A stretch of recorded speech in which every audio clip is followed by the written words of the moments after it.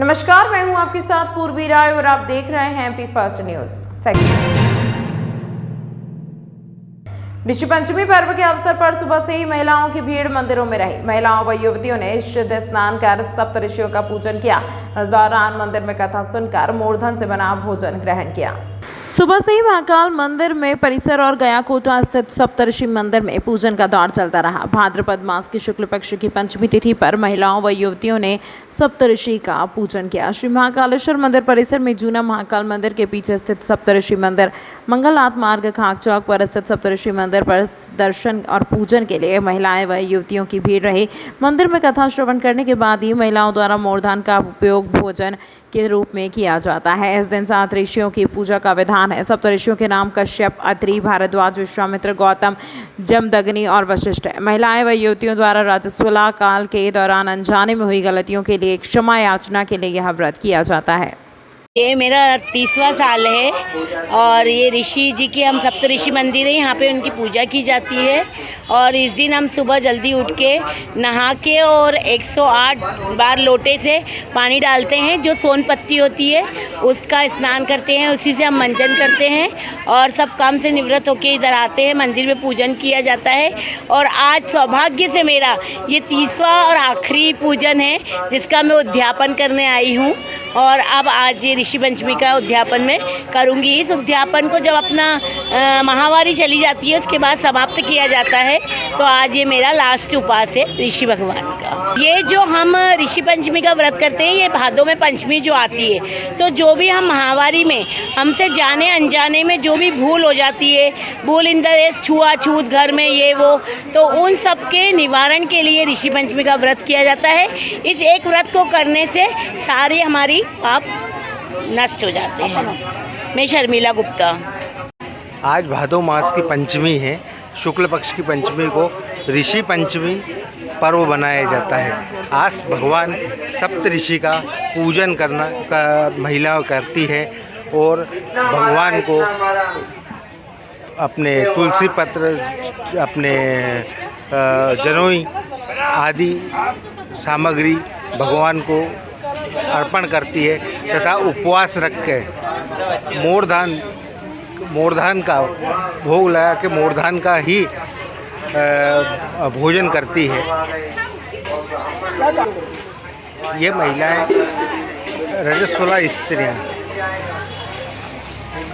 भूल चूक वश अगर कोई गलती से किसी चीज़ का स्पर्श कर लेती है मासिक धर्म के दौरान, उसकी निवृत्ति उस दोष की निवृत्ति के लिए आज के दिन पूजन का विधान है। महाकाल रोपवे प्रोजेक्ट का निर्माण अक्टूबर 2024 से शुरू होगा। 2 साल में बनकर तैयार होने वाले महाकाल रोपवे के लिए यूटिलिटी शिफ्टिंग और आवश्यक अनुमति शीघ्र जारी करने के संबंधित विभागों को निर्देश दिए गए हैं।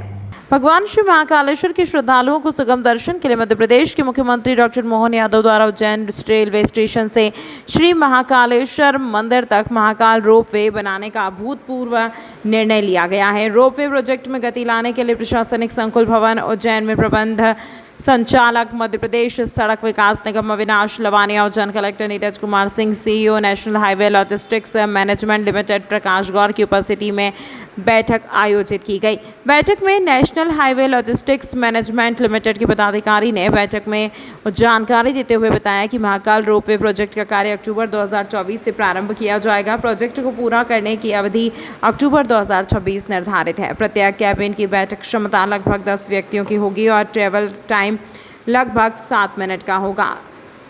प्रबंध संचालक एमपीआरडीसी लवानिया ने निर्माण एजेंसी एमएस इंफ्रा लिमिटेड को निर्देश दिए कि प्रोजेक्ट का कार्य निर्धारित समय सीमा में गुणवत्तापूर्ण रूप से हो, निर्माण कार्य सुचारू रूप से जारी रहे, प्रोजेक्ट में आने वाली समस्याओं का आपसी समन्वय से त्वरित निराकरण किया जाए।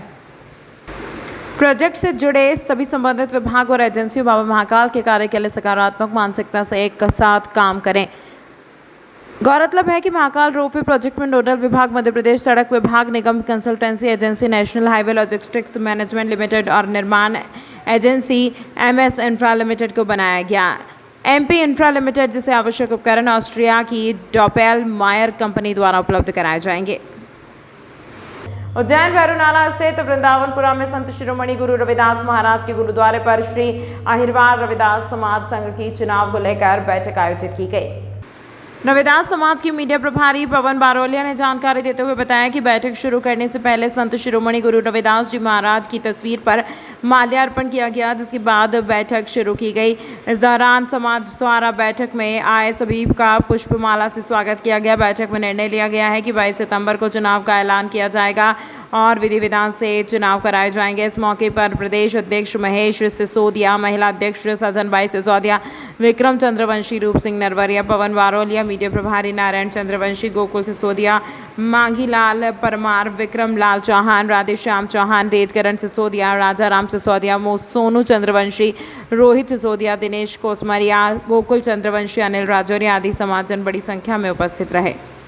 तो सबसे पहले संत शिरोमणि रविदास जी महाराज के चरणों में नमन, वंदन, अभिनंदन।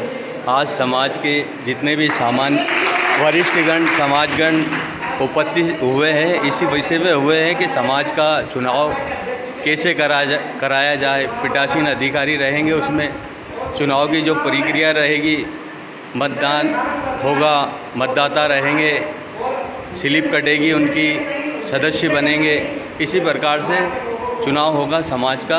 और इसी विषय पे आज मीटिंग रखी गई है समाज की। महेश सिसोदिया, रविदास समाज का प्रदेश अध्यक्ष। उज्जैन लोकमान्य तिलक गणेशोत्सव महाआयोजन समिति उज्जैन के द्वारा जहां विगत 1 माह से कार्यशाला लगाकर घर में नव पूजन हेतु निःशुल्क मिट्टी प्रदान कर गणेश प्रतिमाओं का कार्यशाला लगाकर निर्माण कराया गया, जिसमें धार्मिक आयोजन में समाज की सहभागिता धर्मानुसार हो, इस हेतु मूर्ति वितरण का कार्यक्रम स्थानीय चिमनगंज मंडी में आयोजित किया गया। कार्यक्रम किसान संघ के प्रदेश अध्यक्ष महेश चौधरी, राज्यसभा सांसद बाल योगी उमेश नाथ जी महाराज, सांसद अनिल फिरोजिया, महापौर मुकेश टटवाल, सेवा भारती के सुरेंद्र जी, भाजपा नेता भगत सिंह कुशवाहा, लायंस क्लब के गवर्नर प्रवीण वशिष्ठ, रवि सोलंकी के आतिथ्य में किया गया। इस अवसर पर राज्यसभा सांसद बाल योगी उमेश नाथ जी महाराज ने आमजन से आह्वान करते हुए कहा कि पीओपी से बनी प्रतिमाओं से जल प्रदूषित होता है। सभी नागरिकों से अपील की है कि मिट्टी से बनी हुई प्रतिमाओं को स्थापित करें। वैसे भी मिट्टी से बनी प्रतिमाओं को हमारी संस्कृति में शुभ माना गया है, इसीलिए जब बात गणपति प्रतिमा की स्थापना की हो तो मिट्टी से बनी प्रतिमा का ही उपयोग करना अच्छा है। यह आयोजन उज्जैन शहर का सबसे बड़ा महाआयोजन है। इसी के साथ 301 संस्थाओं को सिर्फ मिट्टी से निर्मित गणेश जी ही स्थापित करने वाले संकल्पित मंडलों को निःशुल्क भेंट के संतों के सानिध्य में शाश्वत संकल्प किए हुआ सिर्फ शास्त्रोक्त अनुसार ही गणेश जी की स्थापना इस गणेश चतुर्थी पर करेंगे। क्योंकि पीओपी के गणेश जी पानी में घुलनशील नहीं है, इसलिए और हमारे भगवान की आराधना भी लगती है। और भगवान जब मूर्ति हम नदी में उसको परवाते हैं, विसर्जित करते हैं, तो क्षप्त विक्षप्त अवस्था में रहती है। इसलिए लोकमान्य तिलक गणेशोत्सव महाआयोजन समिति ने मिट्टी के श्री गणेश जी प्रत्येक पांडालों में बैठे और हमारी नदी मैया भी सुरक्षित और संवर्धित रहे और हमारे देवी देवताओं की आसाधना ना हो, पर्यावरण का संरक्षण हो, इन सब दिशाओं को लेकर के और सनातन धर्म की जय जयकार हो, इन सब बातों को लेकर के हम 301 रजिस्ट्रेशन किए थे और मूर्ति 351 बनाई है, क्योंकि टूट फूट की भारी संभावनाएं रहती है।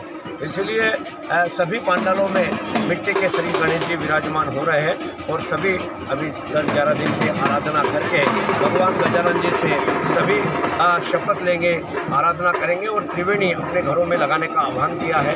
स्वच्छता का अभियान का किया है, कन्या पूजन का आह्वान किया है शपथ पत्र दे करके, और शपथ पत्र में हमने 11 कार्यक्रम दिए हैं ताकि 11 भिन्न भिन्न कार्यक्रमों के माध्यम से जन जागरण का काम भी हो सके और हम सब लोग गजानन जी के आशीर्वाद प्राप्त करके आगे बढ़े। कितने वर्ष हो चुके गजानन? कितने वर्ष हो चुके हैं इस आयोजन को? और हमने आज सब लोगों को एक शपथ दिलाई है, एक और शपथ दिलाई है कि सोयाबीन और गेहूं के सीजन में, क्योंकि सरिये गेहूं बेच करके किसान सरिये ले जाते हैं, सरिये बेचने वाले सफ़ेद कपड़ा और लाल कपड़ा पीछे लगाना चाहिए पर वो लगा नहीं पाते हैं। इसलिए हमने शहर के सभी संगठनों से आह्वान किया है कि वो रेडियम की पट्टियाँ ट्रैक्टरों में गाड़ियों में, छोटे गाड़ी बड़े वाहन में लगाएं, ताकि जो गवर्नमेंट के आंकड़े बड़े खतरनाक आते के शरीरों से इतने लोगों की मृत्यु हो गई, उनको हम रोक सकें। और एक छोटा सा काम पर बड़ा काम हम सब लोग आज गजानन जी के आशीर्वाद लेकर के इस वर्ष करेंगे। और चूँकि ये मुख्यमंत्री जी का शहर है, इस शहर में आने को विकास की गाथाएं भी लिखी जा रही है। हम सब मिलकर के गजानन जी के आशीर्वाद से वो भी संपन्न करने वाले हैं। स्वच्छ वायु दिवस के अवसर पर निगम ने सीएनजी वाहनों की रैली निकाली है, जिसे महापौर एवं निगम आयुक्त ने हरी झंडी दिखाकर रवाना किया। उज्जैन नगर पालिका निगम द्वारा सफाई अपनाओ बीमारी भगाओ अभियान के अंतर्गत पोस्ट मानसून गतिविधियों के क्रम में स्वच्छ वायु दिवस के अवसर पर पर्यावरण संरक्षण एवं स्वच्छ ईंधन के उपयोग को बढ़ावा देने के उद्देश्य से सीएनजी एवं इलेक्ट्रिक वाहनों की रैली का आयोजन किया गया। वाहन रैली को ग्रैंड होटल्स महापौर मुकेश टटवाल, निगम आयुक्त आशीष पाठक द्वारा हरी झंडी दिखाकर रवाना किया गया। वाहन रैली का रूट टावर चौराहे से तीन बत्ती चौराहा, दो तालाब, नानाखेड़ा चौराहा होते हुए महामृत्युंजय द्वार पर समाप्त हुई। इस रैली का उद्देश्य शहर में स्वच्छ ऊर्जा के उपयोग को बढ़ावा देना है और वायु गुणवत्ता को सुधारने के प्रति नागरिकों को जागरूक करना है। नगर पालिक निगम उज्जैन सभी नागरिकों से अपील करता है कि इस मुहिम का हिस्सा बने और पर्यावरण संरक्षण में अपना सहयोग दें। इस दौरान अपर आयुक्त पवन कुमार सिंह, सहायक आयुक्त पूजा गोयल, स्वच्छ भारत अभियान के कंसल्टेंट गरिमा गोस्वामी उपस्थित थे। आज विश्व स्वच्छ वायु दिवस के अवसर पर नगर पालिका निगम द्वारा एक जन जागरण के लिए एक वाहन रैली निकाली गई है। इस रैली में हमने जो वाहनों का प्रदर्शन किया है वो सारे वाहन हमारे सीएनजी से या इलेक्ट्रिक के द्वारा चलाए जाते हैं, जिससे कि हमारा जो प्रदूषण है वो बिल्कुल भी नहीं होता है। और आज नगर निगम की रैली भी इसी उद्देश्य से निकाली गई है कि हमारे उज्जैन के शहरवासियों को प्रेरित कर सकें कि आप सब भी सीएनजी और इलेक्ट्रिक वाहनों का अधिक से अधिक उपयोग करें, जिससे हमारा वायु प्रदूषण रुक सके। तमाम महत्वपूर्ण खबरों के लिए देखते रहिए MP फर्स्ट न्यूज़।